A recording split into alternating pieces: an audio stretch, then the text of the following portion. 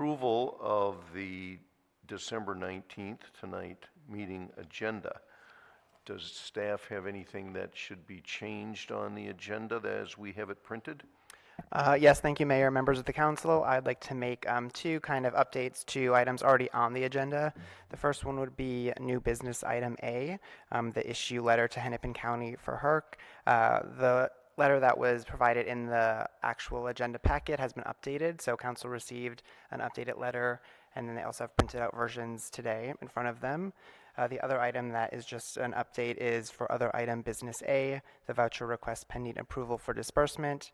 We have a printed copy of that voucher disbursement, and then council also received the email of that earlier today too. So. Okay, and Tim, you don't have anything to change on the agenda. So, City Council, is there anything that you think we should change, or if there isn't anything, is there a motion to approve what the agenda is tonight? Mr. Mayor, I move that we approve the December 19th meeting agenda. Second. Discussion. All those in favor say aye. Aye. Aye. All those opposed say no or nay. That motion carries. Next, we go to the consent agenda. On the consent agenda, one motion, non-debatable, will approve the recommendation noted. Any member of the council may withdraw for separate action any item on the consent agenda. Such items removed from the consent agenda shall be considered immediately following approval of the balance of the consent agenda. We have items A through P on the consent agenda. Is there anything that anyone wants to withdraw from the consent agenda? Or if there isn't anything, does somebody have a motion? I move that we approve the consent agenda. Second. All those in favor signify by saying aye. Aye. Aye. All those opposed say no. That motion carries. So, we approved a service agreement renewal with the Sentencing to Serve program through Hennepin County. We authorized the city manager to execute 3 different labor agreements with 3 different types of bargaining units that we have. We authorized license renewals for Broadway Pizza Eagle's Nest Lounge, Nona Rosa's, Novell Kitchen and Brewery. We authorized various non-union pay and insurance increases. We authorized a license renewal for the Birdhouse Eat and Drink. We approved a whole series of licenses that are in our packet for things such as plumbing companies and other construction things. We acknowledged receipt of both the Deputy Registrar's monthly financial statements and Robbinsdale Wine and Spirits' monthly financial statements. There might be some kind of wording on both of those that doesn't include the word acknowledge receipt, or the words acknowledge receipt. You might want to look at that. We accepted and approved license renewals for Hy-Vee Market Grill and Grocery, Marna's Eatery and Lounge, and Travail Kitchen and Amusements, and Wicked Wart Brewing Company, all contingent upon all of the various different requirements of the city administration being completed and them presenting their proof that those things were completed. So next we move to presentations. Tonight we have no presentations scheduled. We do have public hearings, and we have 3 of those. So the first one is that we are being asked to have a public hearing on a proposal to adopt a resolution approving a redevelopment plan for the Master Redevelopment 31, the Master Redevelopment Project Area and Modified Tax Increment Financing Plans for Tax Increment Financing Districts. That is on pages 31 through 47 of our materials tonight, which consist of 238 pages.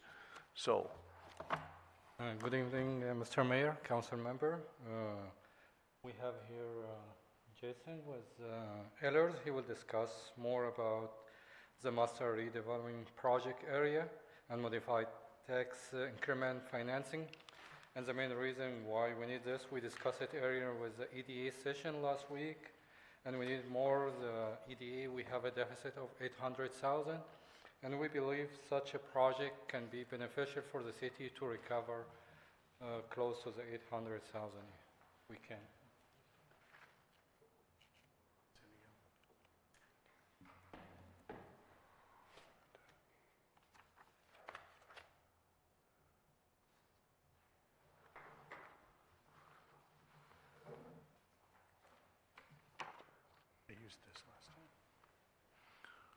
So meanwhile, this is a plan that was presented at the Economic Development Authority, and in a nutshell, this plan was basically to consolidate various different tax increment districts we have into a citywide tax increment district, allowing sharing of revenues that we receive from tax increment districts, and thus maybe making it so that we capture $800,000 plus some interest more than we would capture had we not done this plan.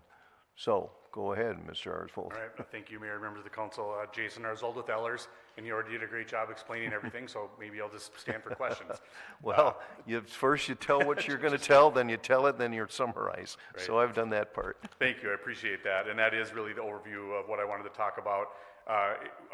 We discussed at the EDA that the city had undertaken a TIF management report, which is essentially a review and analysis of all your existing tax increment financing districts, looking at all the various details associated with those districts, looking at the budgets for those districts, how they've been accounted for, whether you're complying with statutory requirements, and then making projections out into the future to try and understand what challenges or opportunities might exist. And in doing that, we pulled together the list of all the districts. They're shown here. I won't go into detail about that. But we did come out with a couple of recommendations, some of which are just ongoing right now, but the one that's highlighted in red is the one that we're talking about tonight. And that recommendation was to look at creating one large project area that includes all of your active TIF districts. So the one thing to know about TIF is that within the city, you need to create what are called project areas. Those are the areas that you designate, the geographic areas that you designate that you're going to create districts within, TIF districts within. And so there is this project area, and then within the project areas there are individual tax increment financing districts. And you all have several different project areas and then several different districts within each of those project areas. And we'll talk about the challenges associated with that, but essentially what the one large project area allows you to do is to essentially share money between those districts, and that's going to help repay some of those interfund loans that were made to undertake the scattered site housing program in the city.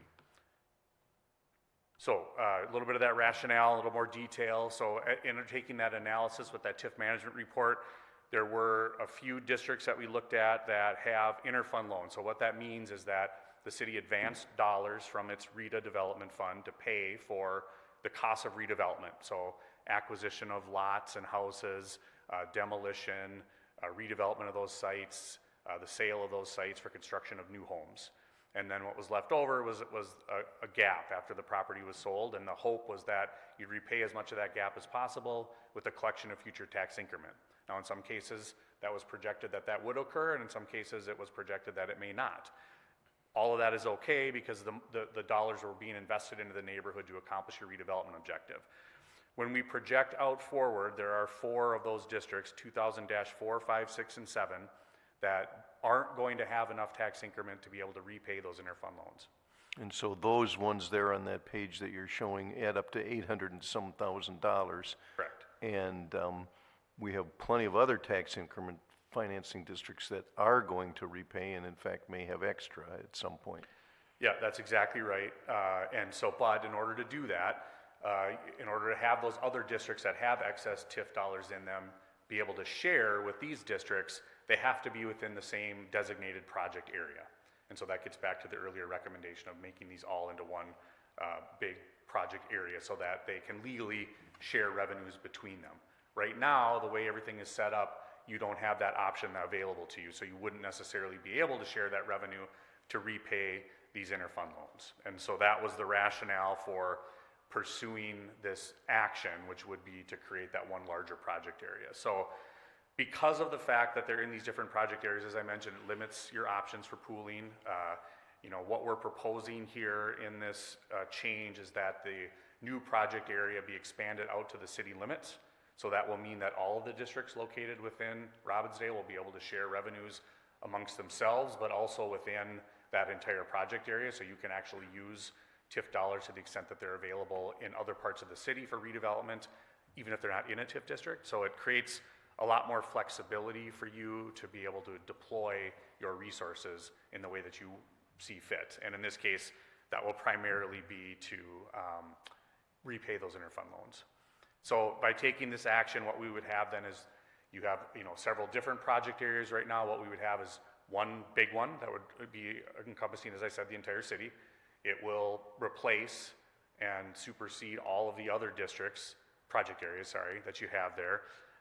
And then what the action also will do will be to modify all of your existing tax increment districts so that they are reflected as being included within this new project area. And all those actions together will allow that sharing of revenue that you described to help repay those interfund loans. I made a note here at the bottom, which I'll just address right now. I know we talked about this a little bit at the RETA meeting. The action that I referenced related to the existing tax increment districts does not change any of the facts and circumstances with any of those individual tax increment districts. So the duration of those districts, the budgets of those districts, the location of those districts, the size of those districts, none of that changes under this action. It just simply reflects that they're now in this new larger project area and allows for that sharing of increment. The plan itself that you have before you this evening for action is really similar to all of the other redevelopment plans and project areas that you've created in the past. Past practice had been essentially to, in some cases, to create a project area that was the same geographic boundary as the TIF district that was being established. And so for that reason, there are a bunch of them. And they all really contain the same basic information. So what that includes is the statutory authority for creating this project area. It lays out the goals and objectives for development within the project area. So it talks about things like property acquisition and financing and relocation and all the things that you undertake within a project area. Defines the geographic boundaries. So as I mentioned, explains that the geographic boundaries are the city limits. And then again, we'll modify all those active TIF districts and include them in the new project area. And there is a map. I'm not going to show it on the screen because it's very difficult to read on the screen, but there is a map within that master redevelopment project area that shows those boundaries at the city limits, but then also shows the individual parcel locations of all of your individual TIF districts in the city as well. So in terms of next steps, there were several actions that had to happen along the way, administrative notifications to both the county and school, those all happened. The Planning Commission, though, the findings by the governing bodies here, the Planning Commission found that the plan conforms to the city's comprehensive plan. That was done in November. The RETA approved a resolution last week on the 12th to find that the master redevelopment project area is approved and the modification to all the existing TIF districts. And then what is also required is that the city council hold a public hearing, which is what's happening now, and then approves the same resolution, essentially adopting the revised master redevelopment plan and amending, modifying all of those active TIF districts. So that action would happen this evening. That would end the actions that would be necessary from the governing bodies, but then there would be an administrative step that we would undertake, which would be filing all the plans with the county and the state, at which point this process would be complete. That'll happen before the end of the year, and you would effectively right then be able to start benefiting from the new larger project area and the sharing of the tax increment. So with that, I will stop, but I'm certainly happy to go into any more detail or answer any questions that you have. So we, as a different body, these four people up here, the city council is also the Economic Development Authority, the Robbinsdale Economic Development Authority, RETA. You presented this plan to the Robbinsdale Economic Development Authority at our last meeting a week ago tonight. We had our Economic Development Authority attorney there. We asked you a number of questions. This plan that you're presenting here tonight is in fact the plan of the Economic Development Authority, And our resolution on page 45 of our materials is a resolution that approves the redevelopment of plan that RETA previously established according to the first paragraph of the resolved clauses. So we, the city council, are now being asked to approve that Robbinsdale Economic Development Authority plan. Is that correct? Correct, and to hold the public hearing, the statute requires that the city council hold the public hearing. RETA can't do that. Good, thanks for reminding me, because who knows, maybe I would have forgotten that, even though it's in the materials. Okay, other questions from the council? Nope, just thanks again for clarifying everything last week. Okay, so I declare the public hearing open on the proposal to adopt a resolution approving a redevelopment plan for the master redevelopment project area and modified tax increment financing plans for tax increment financing districts as explained here tonight by Jason Narsvold and by myself. So the public hearing is now open. Is there anybody from the public that wishes to comment to the city council on this plan? Hearing none, is there a motion to Mr. Mayor, close the public hearing? yeah, I'll move to close the public hearing. Second. Discussion? All those in favor say aye. Aye. Aye. All those opposed say no or nay. That motion carries. So there is a resolution on, starting on page 45 and ending on page 47 of our materials. Does anyone want to make that motion or some other motion? I can read it off here. I move that we authorize the mayor and city manager to execute a resolution approving a redevelopment plan for the master redevelopment project area and modified tax increment financing plans for tax increment financing districts numbers 2000-4, 2000-5, 2000-6, 2000-7, 2000-8, 2000-9, 2000-10, 8, 10, 11, 12, 13, 14, and 15. Second. Discussion? So we've kind of summarized it. Anybody have anything, discussion or question? And I just want to thank your firm, Ehlers, for coming up with this plan because A, other cities have done it, but B, it's a way that we can get to the Robbinsdale Economic Development Authority over the years another $800,000 plus some interest, and without taxing our residents any amount that is really something you could compute. We're not really taxing our residents of Robbinsdale anymore here. So this is a good way to get money to the Economic Development Authority. The amount we levied this year was approximately $320,000. So to get a thing where we get $800,000 plus interest over a course of time was a brilliant plan. So thanks for bringing that forward to us. Other comments? Let us have a roll call vote. Councilmember Parisian, Yes. Councilmember Wagner, Yes. Councilmember Murphy, Yes. Mayor Blonigan. Yes, that motion carries. Okay, thank you very much. The next thing on our agenda is also a public hearing to receive comments regarding the city's street improvement and reconstruction plan and to adopt the city's street improvement and reconstruction plan. And before we hear from the public might want to know what this is about. So, what is this about? So we are required by section 475 to have a public hearing outside the voter referendum for street improvement and reconstruction was granted for city under Minnesota. In order to city to issue street reconstruction bond, we must have unanimously adopted 5-year street improvement. For the city, it's been a year. We are doing 10-year CIP plan for a better financial planning and prioritize a new capital project. And we are planning to issue bond in 2024, and will let a presentation by the city engineer, Mr. Richard McCoy.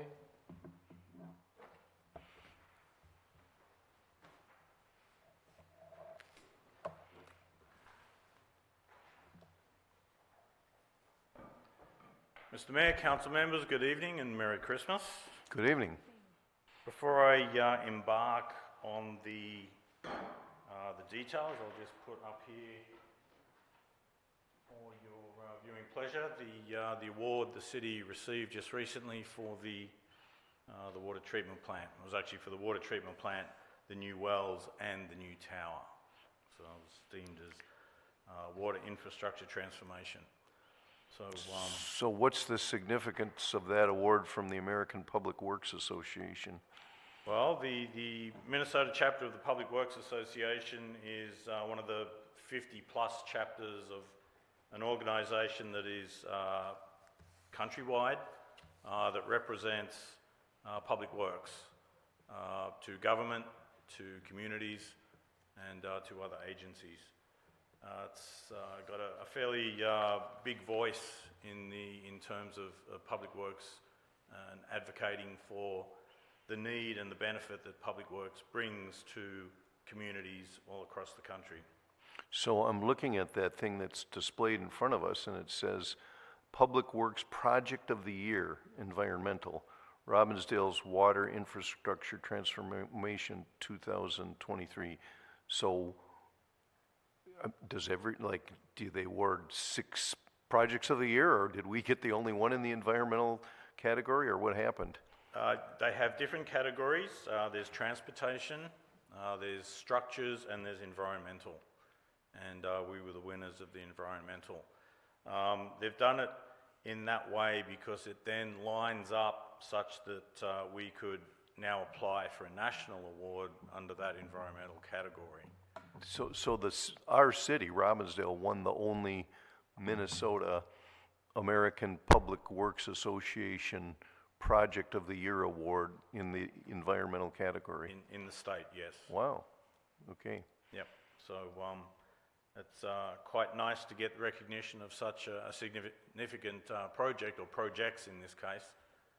And we'll be working to lodge a submission at the national level and see whether the national folk like the project as much as the local folk did. Yeah, that would be great. I mean, it would be great if we could even come in second place. Did we find out if we came in second or third? Or? There's kind of the winner, and then there's everybody else. Okay. So, Sounds like the Super Bowl. Yeah, kind of the winner takes all arrangement. I'll just get myself set up here. We will do the first of 2 slideshows that I have for you tonight.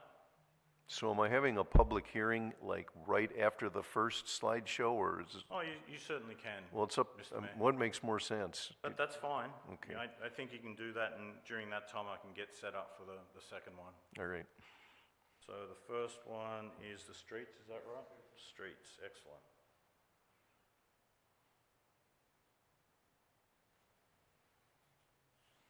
And just for information, at your places tonight, I had left another list of the projects and funding sources by department. I've handed this one out because sometimes we have projects that are funded across multiple sources, so looking at it by revenue source can be a little confusing because the same project can be seen in 5 or 6 or multiple locations, whereas this one, it's done by project department. So all the government buildings are together, all the parks are together, all the streets are together. So from an engineer's perspective, it's a lot easier to follow along, and maybe you will find it easier to follow along that way too. All right, so this is the 10-year improvement and reconstruction plan for streets. And we start off every year by kind of going over the purpose of the plan, and there's multiple purposes for this plan. The first is to ensure an orderly and timely replacement of the ageing above and below ground infrastructure to serve the needs of residents. It involves ongoing and substantial expenditure of capital funds and we've tried to set this up to follow prudent financial and asset management principles. It's appropriate that the opportunity for the public be provided to make comment on the plan prior to it being adopted, and by holding the public hearing gives greater funding flexibility, primarily related to the use of bonds, as Mr. Tahoon outlined. 2024 highlights. So the main streets we'll be looking at for next year, Lowry Avenue from Abbott to York, reconstruction and water mains. So the purpose of that will be to replace the ageing road, but also to put the pipework in the ground that will allow the connection to North Memorial. We're proposing to connect North Memorial in 2 locations, one in Lowry, one in Oakdale. That way they'll be fed from two sides, so if one goes down, we still have the other. Also allows us to construct one while they're still receiving Minneapolis water. Then we can take them off that, feed them via Lowry, and then feed them via, we'll reconstruct the Oakdale connection straight away also, so they'll have 2 connections without waiting for the street to be rebuilt. So that's the plan for Lowry Avenue. Lowry Avenue is very busy in terms of what's underground there. So we'll be very careful as to how everything's laid out, so we're not getting in the way of other infrastructure along that corridor. Somewhere else we heard that we expect North Memorial to be connected to our water system by next year, maybe the fall. Is that connection dependent upon this project getting done? It is. Normally the underground infrastructure is what gets done first. So I would expect that the connection to the water would be before fall. And then we sometimes have like a seal coat going over things, or a final coat going over during the next year. That, whether there's just a little bit left for the Lowry Avenue project or not, is not going to keep us from connecting next fall to the... No. Okay. No. And in fact, I haven't reviewed the soil borings for the street yet to determine whether this is one of those streets that will have the final lift done the following spring, or whether we'll be able to get that done all next year. This year we managed to get, on the Hubbard project, we got the lower coats and the final seal, not seal coat, it's an asphalt. We got all of that work done this year because that's on sand, and we don't expect that to heave too much during winter. Okay, good. We generally do those 2 stages in clay soils. I got a feeling there might be some clay soils down here, but I haven't reviewed the soil borings yet to figure out how much clay soil is down here. Okay, thank you.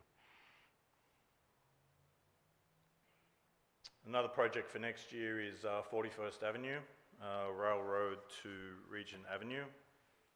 It's in fairly mediocre condition right now, and the plan will be complete reconstruction. We have some opportunity in 41st Avenue to potentially put some underground storage, stormwater vaults, similar to what we did down on 37th Avenue. This is part of a very large catchment area that ultimately finds its way down to Crystal Lake. So if there's some opportunity to take off some of those flows and infiltrate them into the ground in this location, we'll certainly be exploring that. We can do that because there are no sanitary sewers that run on the east-west direction there. It's all north-south. So we have an opportunity for some space that we could put these vaults in. We will be constructing a 12-inch water line that will connect up to some work we did a couple of years ago, and that will go across to Regent Avenue and provide a kind of a trunk line to connect the new water tower into the downtown, and then ultimately down to the new water treatment plant.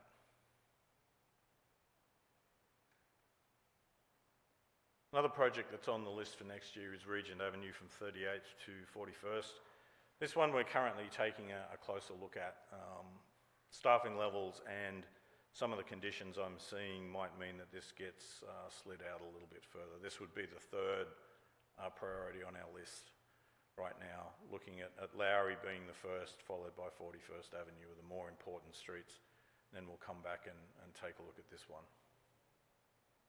But for now, it's in there.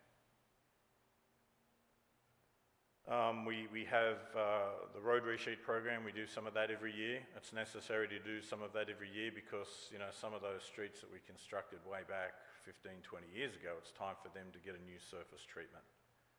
So we have money in there each year to come in and mill those roads and give them a new surface.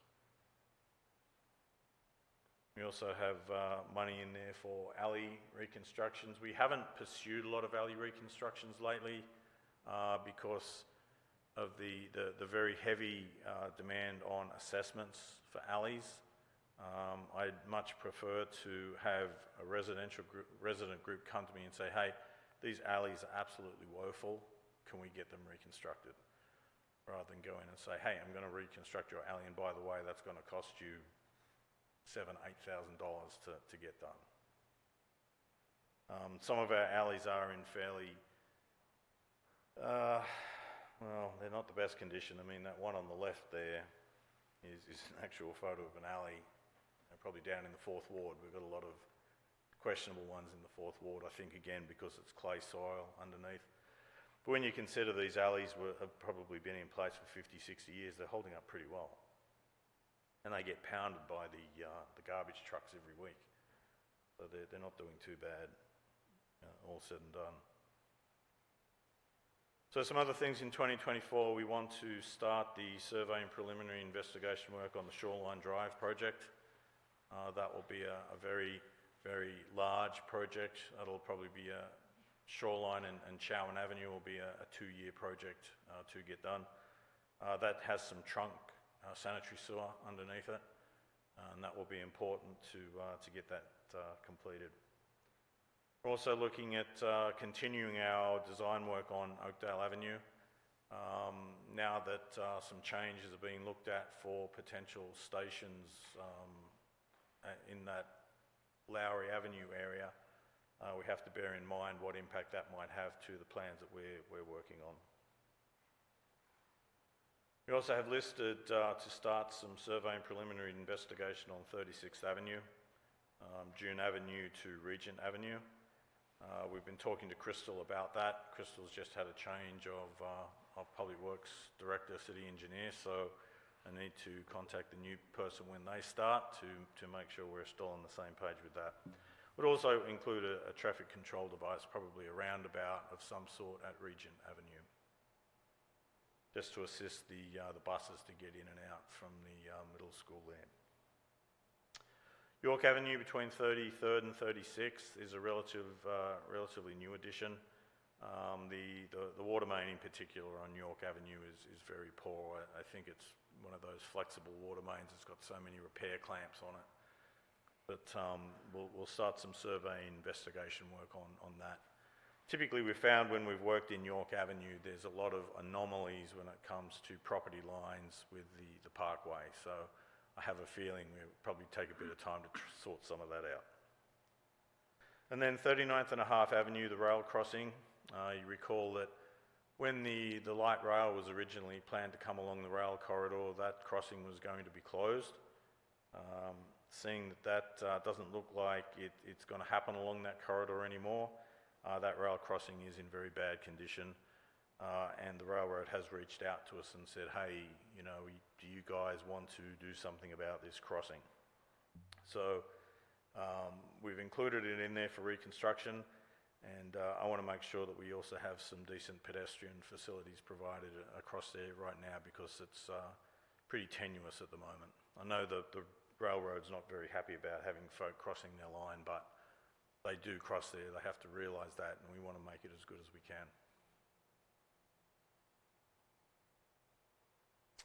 Some other 2024 highlights, and it's mainly the minor programs that we have in there. We have the Small Works program. We have LED retrofits in there. Sidewalk replacement. Sidewalk replacement is to reduce our liability exposure in areas where trees and other things have uplifted sidewalk slabs. We try and get on top of those.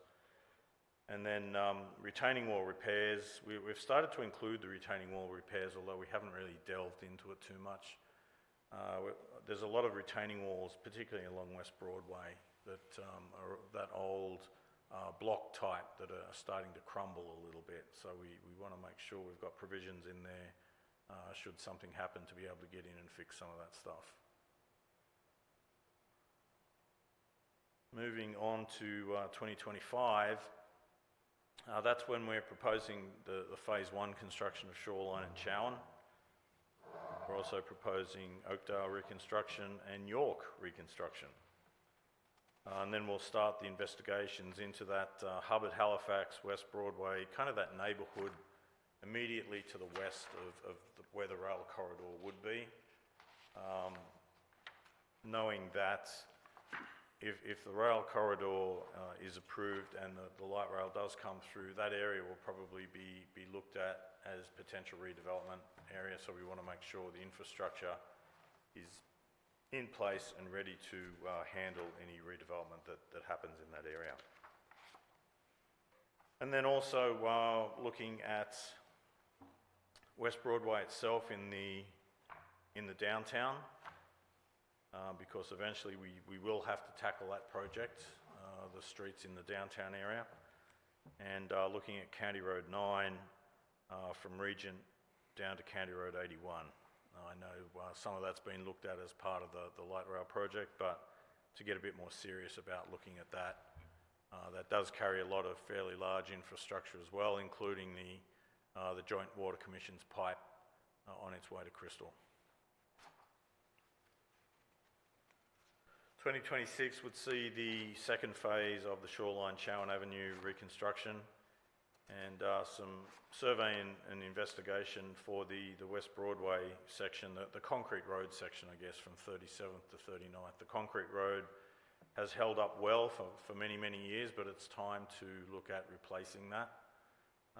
Concrete roads are great for freeways when there's not a lot of underground infrastructure. Where you have underground infrastructure, it can be quite challenging to have to go in and dig up concrete roads every time there's a water main break or such. So we'll look at that. My guess is that will move from a concrete section to an asphalt section. 2027, we're looking at the potential reconstruction of County Road 9 in that section from Regent to 81, and also phase 1 of that potential redevelopment area in Hubbard, Halifax, West Broadway, 39th and a half area. And then further survey and investigations for the downtown streets, getting everything lined up there, ready to go for that. And bear in mind that some of the timing of this is flexible, especially in those years further out, depending on when the light rail would be built. If it is built, we'll have to look at that carefully in terms of disruption to the downtown businesses and what have you. So moving out to 2028, now we're starting to look at that section of West Broadway that is actually County Road 8 right now. Survey and investigations to see what potential improvements could be made there. Looking at reconstruction of part of the downtown with West Broadway. What we figured was we would start on the section that was furthest away from the downtown core and get our kind of act together on that before we moved into the downtown. If there's lessons to be learned, we'd rather do it not in the middle of the downtown as we go. We'd rather learn it south of the downtown and then move into the downtown. Reconstruction of the concrete section of West Broadway. The second phase of we'll call it the redevelopment area of Hubbard, Halifax, West Broadway. And then starting to do some investigation on that Lakeland 42nd and a half, 43rd Avenue on the west side of County Road 81, just north of the downtown, kind of up to where the new water tower's just been built. 2029, we're starting to move now into the section of town just to the east of City Hall here, that Grimes, Halifax, Islemount area. That's an interesting little area. There's lots of water main that runs through backyards, and sewer mains that run through backyards, which is not a desirable situation, especially when they get older and need attention. So we'd be looking at trying to reposition those pipes back out into the street for future ongoing maintenance ease. Also then looking at starting the reconstruction of the downtown streets and looking at the phase 2 of West Broadway, which again is part of the downtown streets. 2030 has us looking at reconstruction of essentially County Road 8. You know, there's been a lot of discussion between us and the county over many years about, I think the county would like to divest themselves of that as a county road. And I'm willing to listen to that, but there's got to be some cash that goes along with that, because they haven't really done a lot to that road and it's in fairly questionable condition. So if they're willing to give me some dollars to help go towards the reconstruction of that and allow me to get that as extra state aid, then I might be good to go with that. So there's still a bit of negotiation to happen before we can proceed on that one. So what year is that in, 2030? Yes. So that's great news. You're planning to be working here in 2030. Well, the plan goes out a bit further than that even. And then the other one in 2030 there is starting to look at the survey and investigation of France Avenue between 31st and 33rd. That's another challenging area. We've got very limited right-of-way. We've got sewers that run in backyards. We've got challenging storm sewer.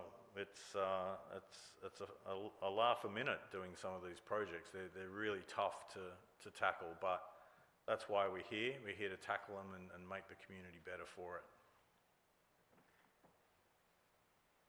Looking out into 2031, now we're looking at that reconstruction of that area just to the east of here. Starting to look at France Avenue from County Road 9 up to the northern boundary. 39th Avenue from Noble to Scott. Scott Avenue, 44th and a half, 46th and 45th up in that north part of town, kind of between County Road 81 and West Broadway, north of Highway 100. Moving then into 2032, looking at reconstruction of that challenging France Avenue area.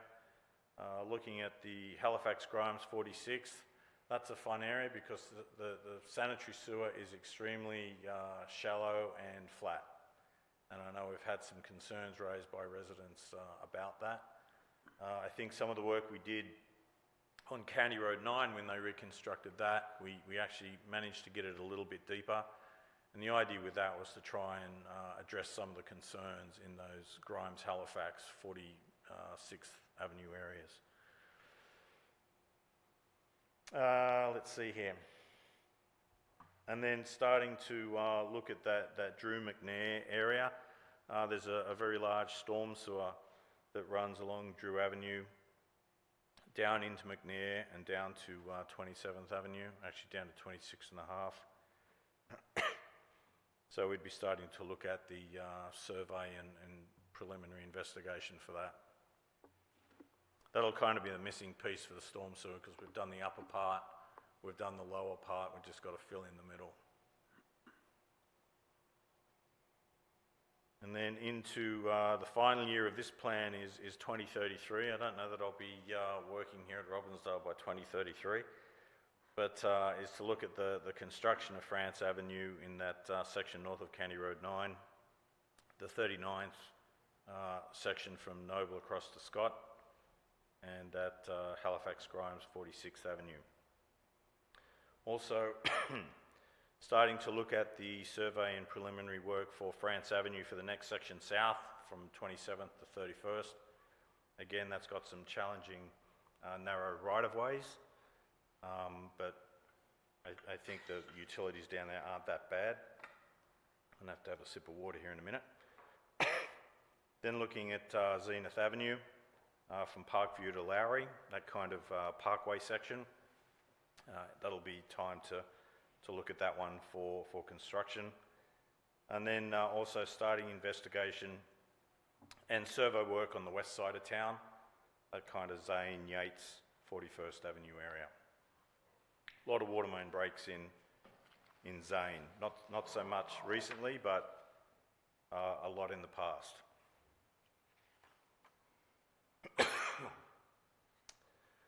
This is awfully small, isn't it?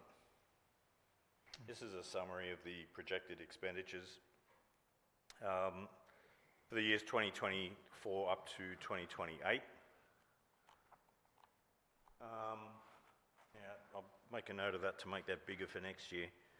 Basically, ranging from a maximum of, get my glasses even. 9,319,700. Well, 9.6 is the maximum, down to about 4.5 is the minimum. So considerable expenditure every year in those 5 years. And then the 5 years after that, we also see continued reasonable expenditures with a maximum shown there of about 5.8 down to about 3.1.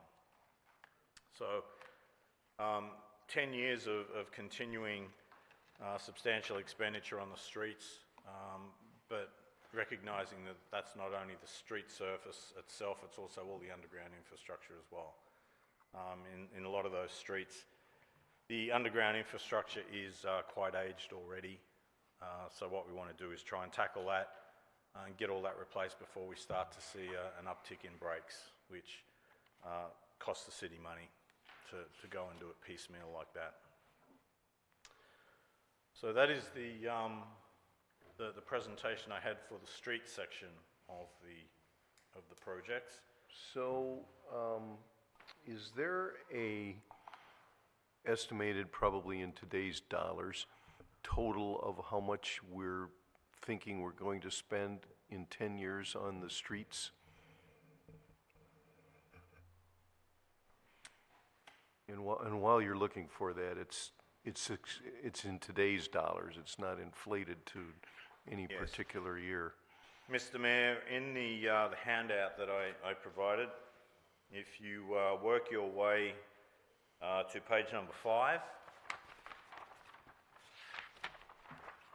there's a summary of total amounts, and if you work your way over to the right-hand side, you'll see that the 10-year projected expenditure on the streets is nearly $58.5 million. So that it says traffic and transport total, and that's correct. $58.5 million. Yep. Okay, and that is funded not by our general levy in large part. It comes from a variety of different sources, which include, you could probably name them better than I could. Well, Mr. Mayor, I can do better than that. The list in grey that's immediate below that is all of the funding sources for that 58 million.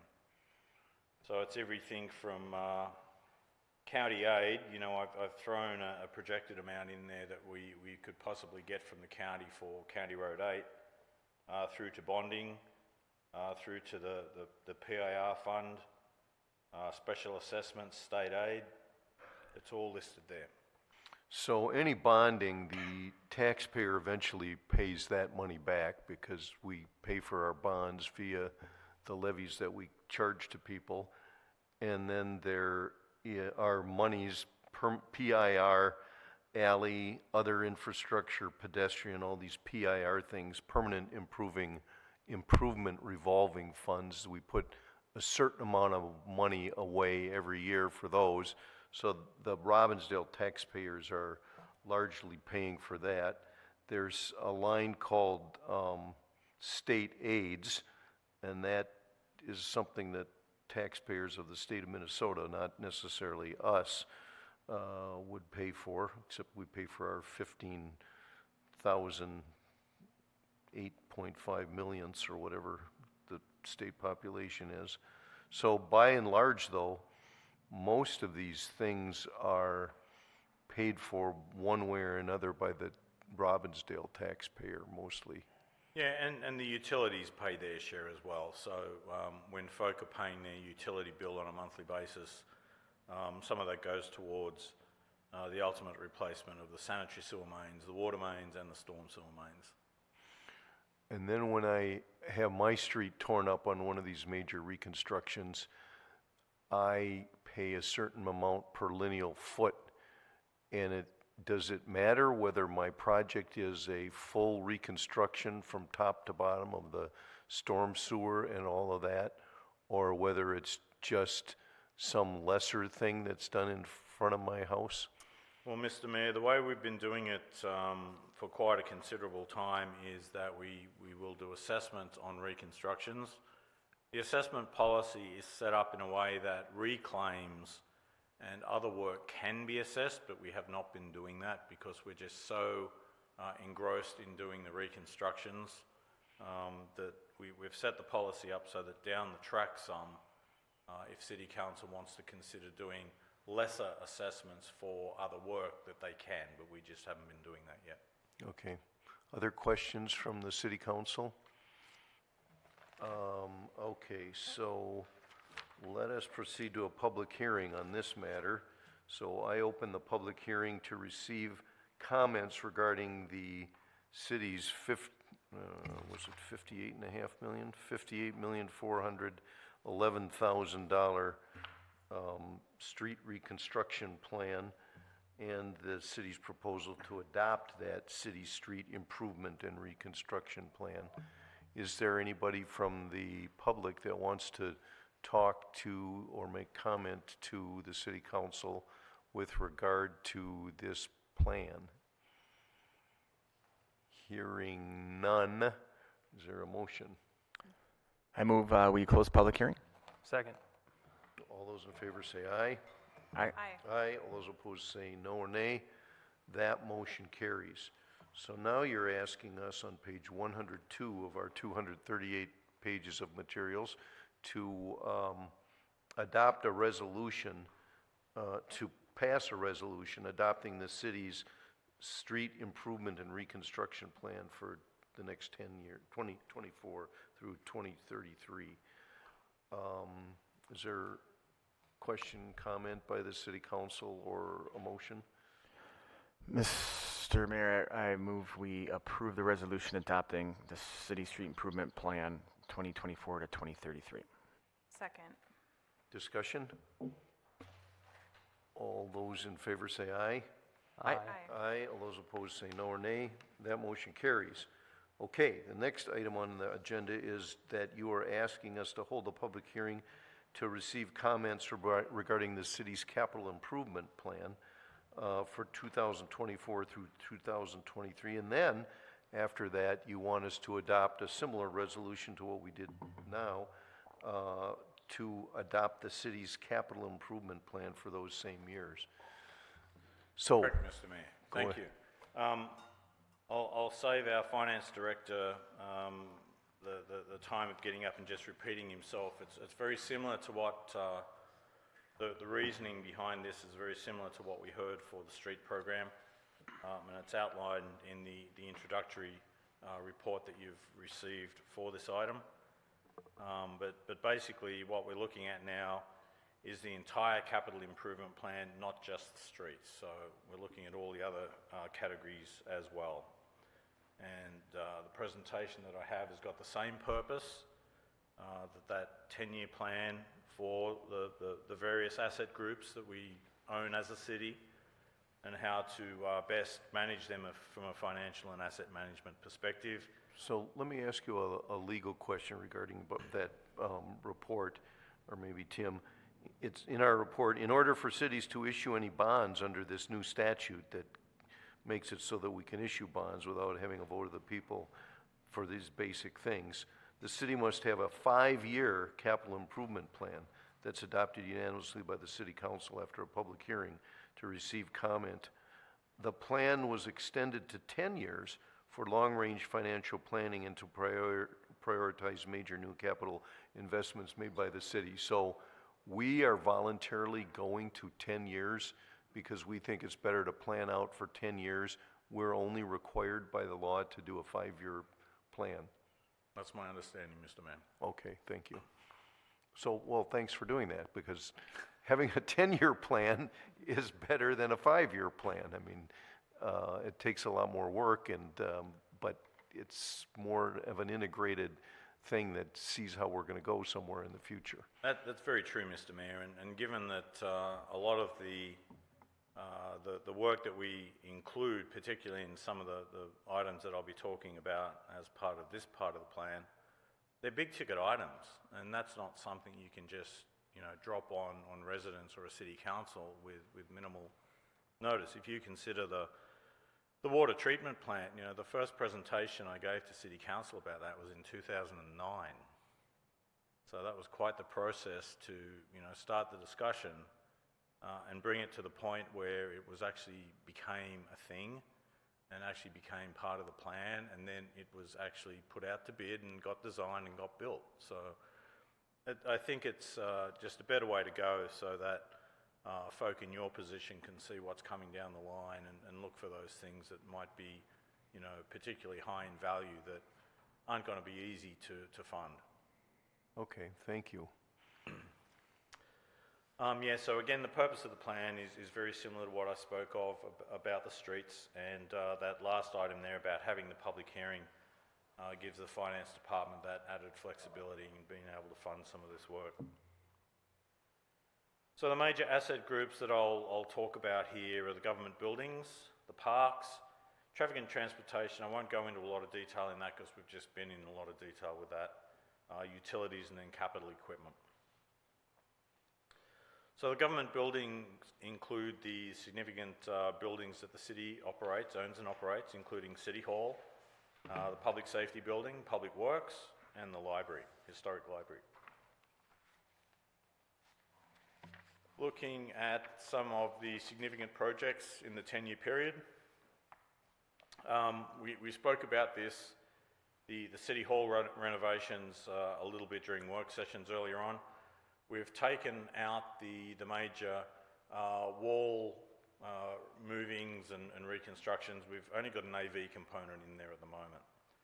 So there's some money through the cable grant that allows for some improvements to the AV system, to the broadcasting and everything. We've kept that in the budget, but we've taken all of the wall work out. We also have included some solar panels here at City Hall for next year.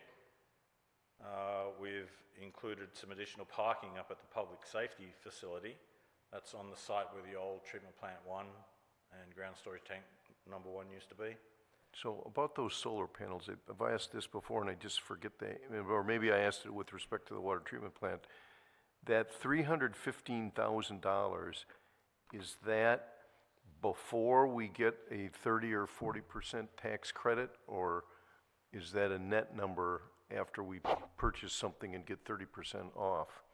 Mr. Mayor, we've put an amount in there that we could walk out on the street today and say, we want to buy that, put it up on our roof, and then do the work to get the tax credits and what have you. All right, so we would pay $315,000, but we'd get 30% of that or 40% back. Yeah, whatever the current rate is for that sort of thing. Okay, Yep. thank you. And right now we've included it as having ownership of the panels, which means there's probably going to be a little bit of a component that we need to look at on an ongoing basis for the kind of maintenance and monitoring of those panels, because there's no one here, either in City Hall or down at Public Works, who are experts in monitoring regulators and all the rest of it that come along with solar panels. So that would be something that would be outsourced to make sure that they're operating at their optimum capacity. Good. We've also got some preliminary work to start looking at the Public Works building, which is scheduled for construction in 2026. What we want to do is some initial sizing of what is needed down there, and also starting to look at, well, do I need to also pull down the pole barn to have enough room to do what's needed? So we've got to go through some of that initial investigation before we start getting into full-blown plans for that facility. And then in 2030, we do have some money in there that would indicate a civic campus up on Hubbard Avenue. So, in an ideal world, we'd have some additional land ownership up in that area. that would give quite a sizable piece of land that would provide an opportunity for City Hall to be relocated in a new building up in that area. So it's in there because that's one of those big ticket items, and I'd like to get you all starting to think about that.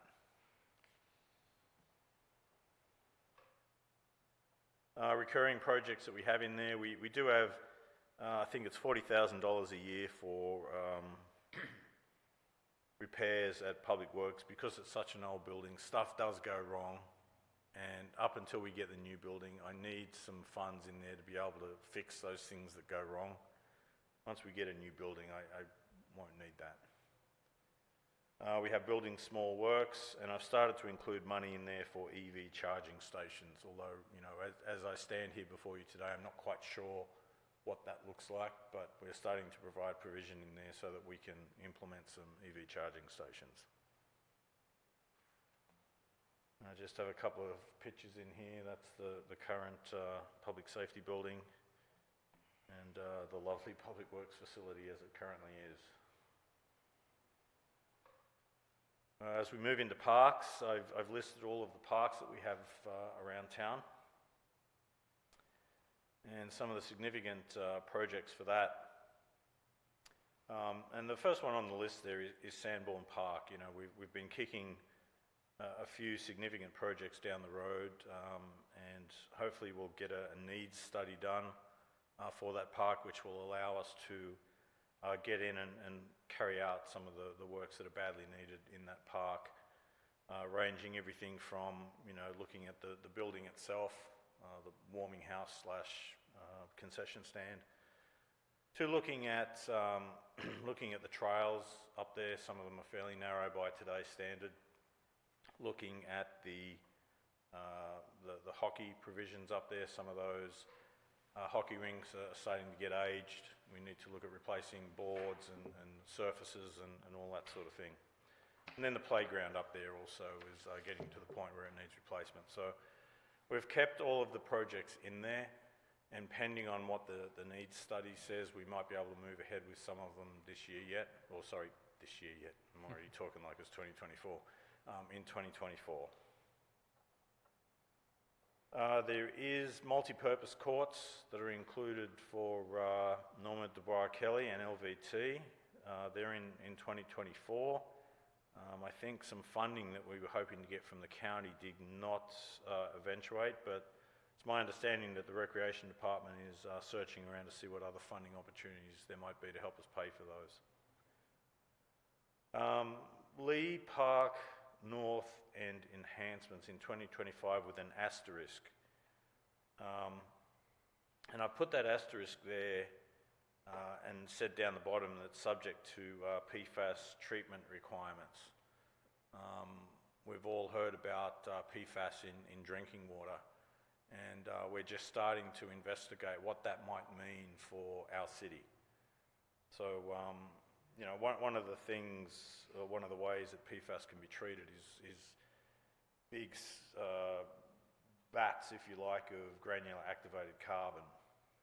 And if we have to go down that path, I need somewhere to put them. And North Halifax Park would probably be a good place for that because it's close to the treatment plant, but I'm not saying that's what I've got to do. We're looking at other alternatives as well. But I just want you to bear that in mind in case I come back to you later and say, hey, I really need some space to put some big containers full of black stuff that takes out the nasty stuff. North Halifax Park would be a... No, North Lee, sorry. Okay, all right. Yeah, where we're originally planning to build the treatment plant. All right.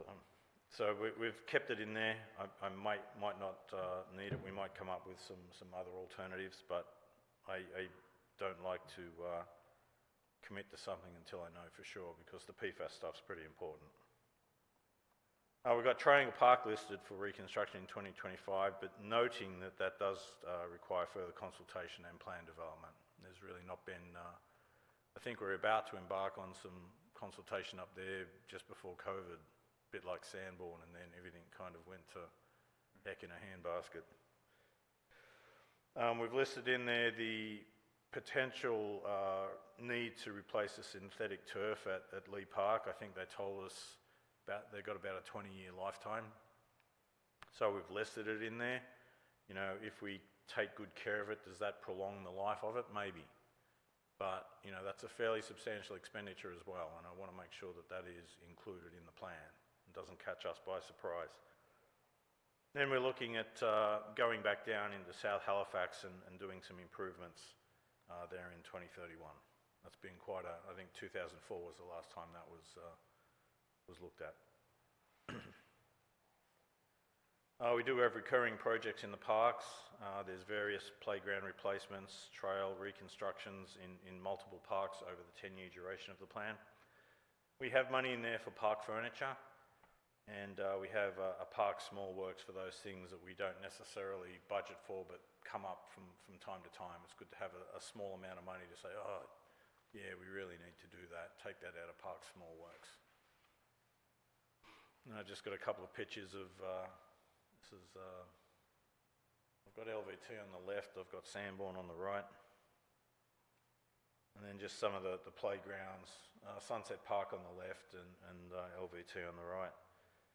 And you'll notice in both pictures actually we've got some of our very environmentally friendly wind and solar park lights that are off the grid. All very good there. Traffic and transportation, I am not going to go into any detail with this because I just spent quite a bit of time detailing the traffic and transportation plan. Our utilities, so the three utilities that the city is responsible for include water, sanitary sewer and storm sewer. Now, some of the highlights for the utilities over the next 10 years. We've got ongoing preliminary work looking at New Tower 2, hopefully moving towards construction as we get into 2025-26. We're looking at a backup generator for Well 4 and Lift Station 3. I've got the PFAS reduction program. Don't have a lot of details to tell you about at the moment, but just knowing that that's there.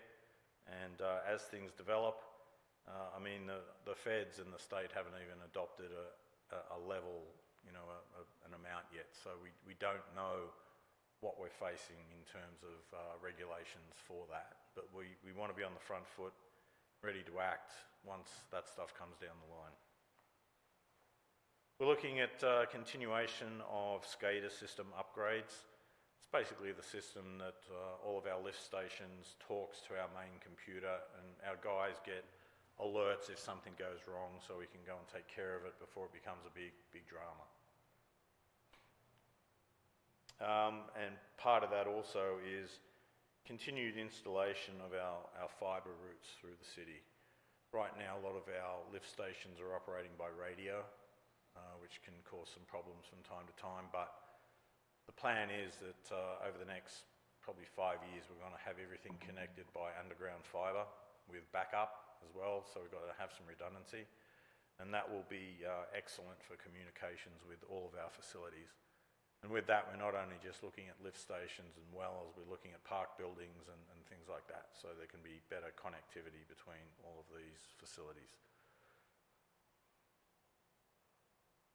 We've also got listed a gross pollutant trap on France Avenue. I forget how many years ago it was now, maybe 10 years. We purchased a property down in that 2600 block even, of France Avenue. With the idea, we did reroute the storm sewer from away from underneath a garage down there into open space. And the idea was that property was large enough that it would accommodate one of the typical GPTs that we install on pipes to stop all of that gross pollutant getting down into Sahaki Park.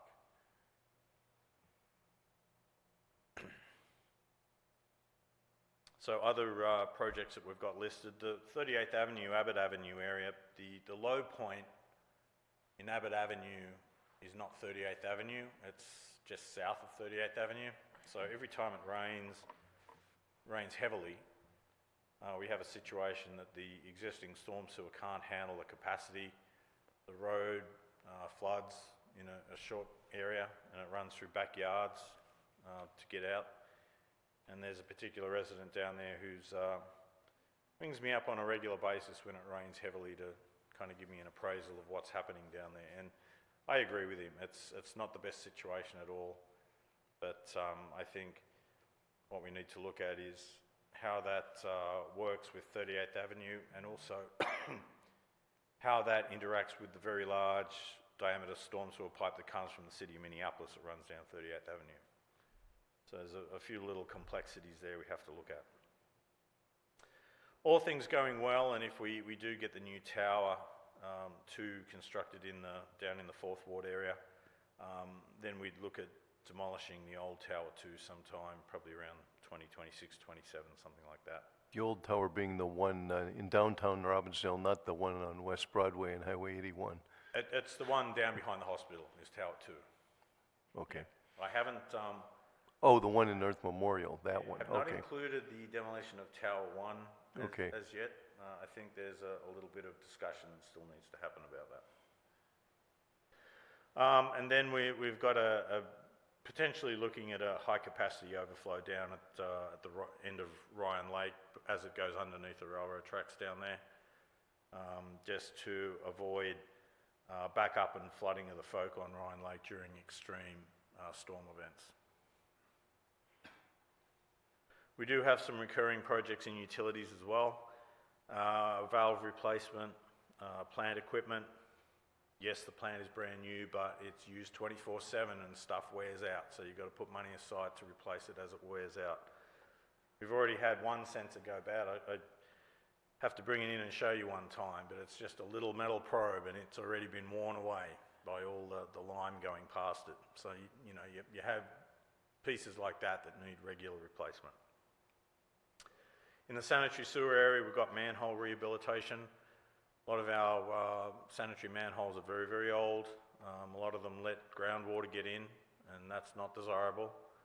So we want to make sure we've got some money in there to target the worst ones so that we can keep them kicking along until we've got time to get in and reconstruct them properly.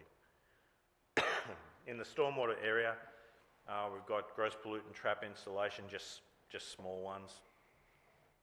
Catch basin replacement. A lot of our catch basins are circular and they don't catch a lot of water, so in some areas we will go in and we'll replace that circular one with a rectangular one, which is far more efficient in capturing water. Half the problem we have with flooding in the city is because we don't have the capacity to get the water into the pipes. So by doing that, we can target areas that are of particular concern. TMDL projects. TMDL, if you recall, is a maximum daily load of pollutants that can go to any water body that we have. So that might include building a couple of rain gardens here or there that'll help to reduce the phosphorus that gets to those water bodies. Invasive weeds. We look for curly-leaf pondweed in both the Twin Lakes system and in Crystal Lake and try and keep that under control. Also sediment delta removal. Over the years, those deltas can build up at the end point where the pipes come into a lake. Pond dredging, we're getting to the point now where some of the ponds that were built as part of Highway 100, they need to be dredged.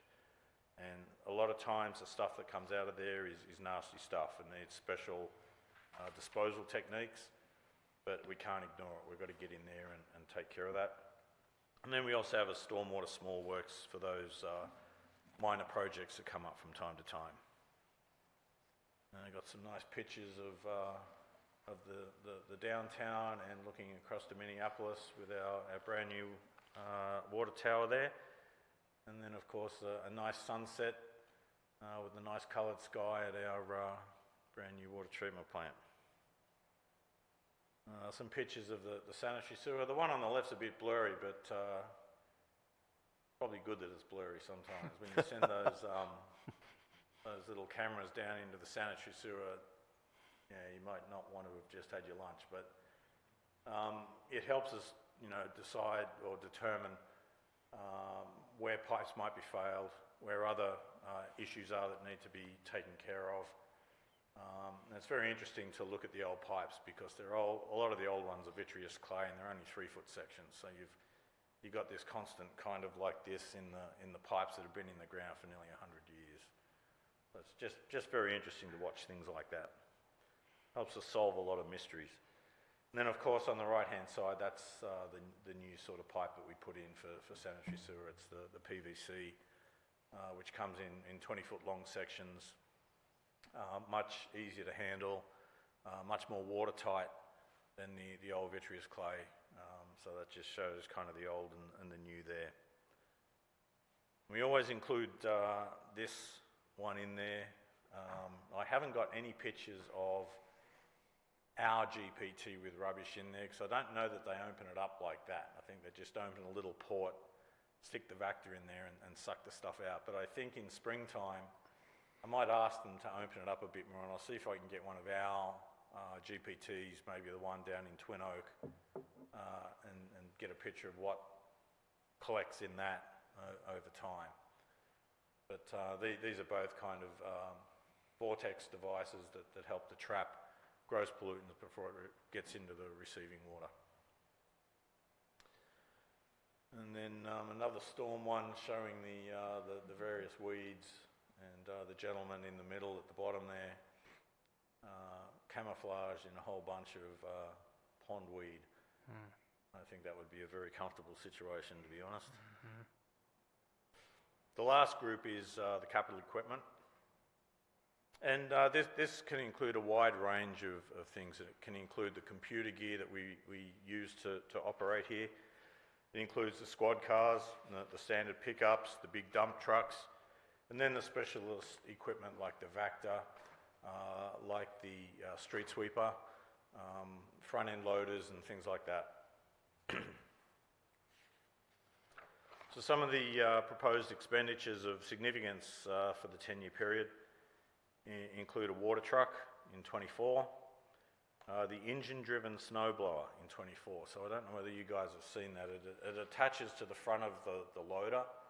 It's massive. It's like something you might see on a train track or something. They attach it and it's got its own engine to turn the various blades and what have you, but it's used for getting rid of snow when we get a heck of a lot of snow. And they use it also a lot to take care of the snow in the downtown.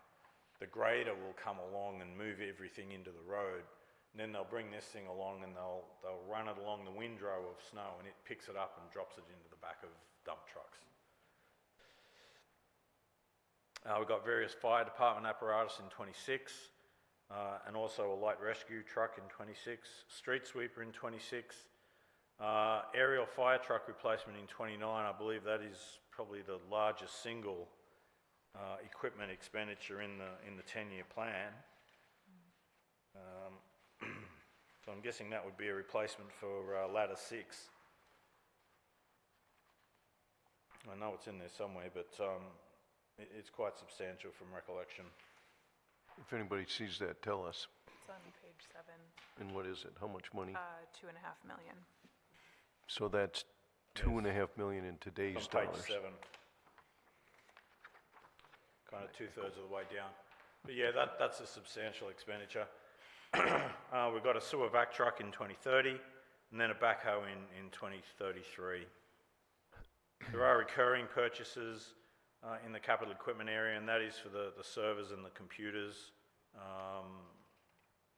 Also, you know, the network that runs it and the software that we run. Squad cars, we're always turning over squad cars. And then the dump trucks and pickup trucks at strategic times to make sure that we don't get a lot of mechanical failures in that equipment. And then just a couple of pictures here. The mobile pump on the right-hand side. That's the one we use, and we've used it a bit this year in the fall to pump down Crystal Lake up to Ryan Lake. We chose a mobile one because we could then deploy it elsewhere if needed. That's worked out pretty well for us. And then on the left-hand side, that's a front-end loader, and on the back of the truck there is a big V-plow. So, V-plow is typically used in alleys. That one looks so big, I don't know that it'll even fit down an alley. Summary of projected expenditures. Again, I apologise, I didn't realise this would come up so small. What I've done there is I've repeated the traffic and transportation in that middle column and included the other categories in the other columns around it and totaled all of those columns for each year on the far right-hand side. You can see there that in that first 5 years, the lowest number in total is about $8.3 million, and the highest is in the order of $20.5 million. Moving to the final 5 years of the, doesn't look right. Oh, it is. There you go. I thought we were at 92, we're actually at 120. Again, that's the final 5 years, and we range in individual years there from about $3.5 million up to $14 million. I'm assuming that $14 million is the year that we have scheduled for the fire truck. So that gives us a grand total in each of the categories for the 10 years. That's along the bottom. And then all of those are summed up to give you that total that is in red at the bottom right, which is $119,638 $638,060. $120 million. Projected total. Sorry? $120 million $120 in million. today's dollars. Yep. So, but we've already talked previously on the last presentation about traffic and transportation, which was $58.5 million of that. And so now you double that and add just a little bit more and you get up to $120 million. Correct. And for each of the departments or project categories, similar to the streets, it will give you the breakdown of what where the funding is coming from for those projects as you go through the pages. Okay, questions from the council? Yeah, just so like I see it on some of these items, there's an item line for grants as a source of funding. Are those like already identified grants, or are those just kind of, I guess I don't really know much about what that means. So Sure. If any clarification on that. Grants feature in the parks stuff quite a bit. There tends to be grants available from time to time. The county's grant for recreation type facilities is one that we would try and obtain money from on the occasional basis to help us deliver the program. There may be other grant opportunities there, but I know in the parks area that is one of the significant ones. I don't know that there's a lot of grants available in many of the other. I do see some grants in the utilities. The grant in the utility, it probably should be something else. That's the PFAS. You know, we're hoping that between the class action that we're part of right now, plus, you know, if the feds and the state finally land on a number for the PFAS requirements, that there might be some other money that is available through PCA or something like that would assist us in doing some of this. And right now, we don't have a good handle for what that will actually cost. We've kind of taken a bit of a stab at it. We hope we've stabbed a bit too high, but as more detail becomes known, I can share that with City Council. Excellent. And then with the facility study, I think one of the hopes with that is that potentially we could get some assistance from the state or other places. So the source of the funding for this is, I think, flexible from my understanding. Yeah, we take our best guess at where we think funding will come from. It's certainly flexible.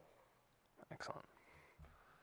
So along those lines of Aaron, I was thinking when you were talking about the gross pollutant trap that keeps things from flowing into Sahaki Park, that's a regional facility, and that there might be an opportunity there to go to the watershed district and or other sources, state of Minnesota for bonding or whatever, or maybe it's not that big of an item. I'm also thinking that since we have 3.5 new employees, that hopefully some of them are going to have time in those various departments to be writers of grants, and particularly in the area of the environment where we're having a specialist on that.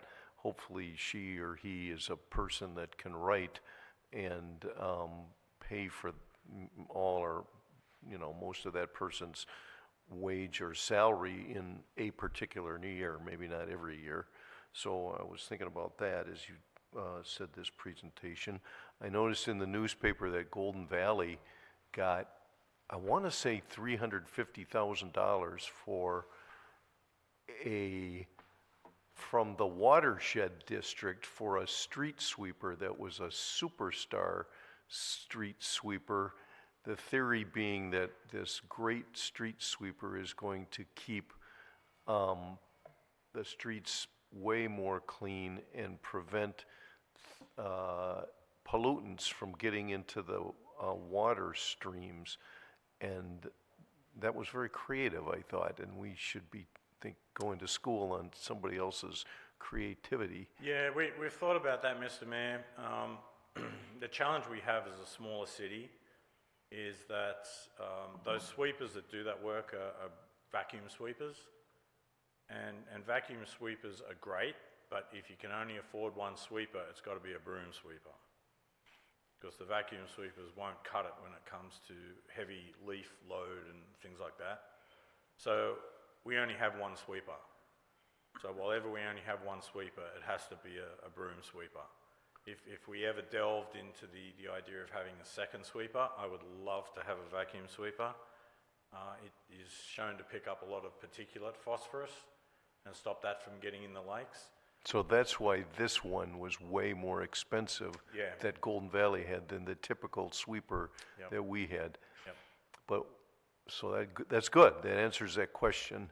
But the major point, the bigger point is that's an area of creativity that we've got to get to. Like, who would think of Golden Valley, I guess, of let's well, go. they weren't the first, Mr. Mayor. Okay. Plymouth has had one for quite a while. Okay, all right. So we're too little, but I don't know if we had one. I'm not saying I don't care about this sweeper because I don't know the first thing about whether we could use it or not. But I mean, you could share one with another city, whatever. I'm not going there. I'm just saying that since we have more people, we ought to be able to write more requests for grants. I know I served on a thing for the Metropolitan Council, and we awarded like $14.6 million worth of grants, and I could see like, whoa, if we were set up, maybe we could get one of these grants. Edina got one. There's opportunities, and we do have a overburdened staff, but we're going to get more people now. I would hope that that's part of the deal, that we once in a while could get more grants. You've finished your presentation. Are there other questions from council members? I'll just add another comment. I just wanted to plug, I think I brought this up a little while ago, but when we're talking about the civic campus and other like public buildings that are, or facilities that are going to be built in the future, I would just love for them to be mixed use, going back to the example of the new Columbia Heights City Hall. That's a mix of public offices and city municipal functions, but then they also have like residential apartments as part of that building too. So just going back to what the mayor just said about being creative, I think that's also something I would love to see as well. And then we talked about this too with the utility rates discussion, but again, getting creative, sales tax for some of this stuff too. I would be open to seeing any of that kind of plan, so. Good, thank you. Anybody else? Okay, so we're being asked to hold a public hearing to receive comments regarding the capital improvement plan, which the city engineer, Richard McCoy, just laid out for the years 2024 through 2023. And then we were being asked to adopt the city's capital improvement plan for those very same years. So I declare the public hearing about that open. Is there anybody from the public that wants to comment, ask questions, or otherwise talk about the city's capital improvement plan that was just outlined? Seeing no one, I move we close the public hearing. Second. All those in favor of closing the public hearing signify by saying aye. Aye. Aye. Aye. All those opposed say no or nay. That motion carries. Okay, so we're being asked to, Yeah, I can make the motion, Mayor. Mayor, I move that we waive the reading and order the adoption of the resolution to adopt the city's 10-year capital improvement plan. Second. okay, that's on page 188 of our materials. So, any discussion about that resolution? Just thanks to staff for all the work on this and the other presentations we had today. The presentations on these two matters took a long time, and that just kind of shows how much work this is. This is not something that you came up with in a 2-month time period. It's over a long period of time, and I want to reiterate that we're required by law to have a 5-year plan, and you have a 10-year plan, which I think is that's a lot better idea. Twice as good, yeah. It's beyond the minimum, yeah. So, any more discussion? All those in favor of adopting the resolution signify by saying aye. Aye. Aye. All those opposed say, I'll say aye. All those opposed say no or nay. That motion carries. Okay, now we're being asked to go to old business and to give the second reading of an ordinance adopting updates to Appendix B, which involves fee schedules. Yeah, thank you, Mr. Mayor, Council. I can be brief on this one. As you know, it being the second reading of an ordinance. Here in Robbinsdale, we observe our fee schedule, really anything that we charge a dollar amount for through our ordinance process that we title it Appendix B. Does get updated from time to time. The last time this was done was spring of 2022. The items are both highlighted in the fee schedule in its entirety. Mr. Mayor, you've called out the packet length today. That goes through page 230 of your packet.